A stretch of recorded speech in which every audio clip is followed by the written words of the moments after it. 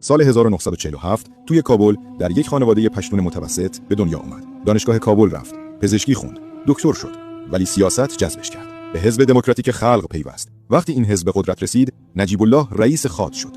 مردم ازش میترسیدن. سال 1986 شوروی اون رو رئیس جمهور کرد. امیدوار بودن بتونه جنگ رو تموم کنه. نجیب الله کوشید، صلح ملی اعلام کرد، با مجاهدین مذاکره کرد، دستش رو برای صلح دراز کرد. موفق نشد. جنگ ادامه پیدا کرد.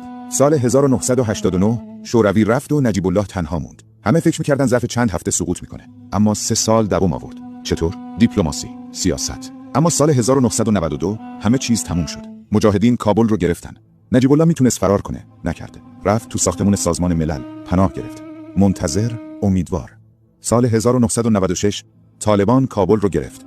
شب رفتن ساختمان سازمان ملل، نجیب الله رو بیرون کشیدن، شکنجه کردن، کشتن، جسدش رو آویزون کردن. چرا فرار نکرد؟ خودش گفته بود من رئیس جمهور افغانستانم، کجا فرار کنم؟ امروز حتی دشمنانش هم به شجاعتش احترام میذارن. کسی که تا آخر خط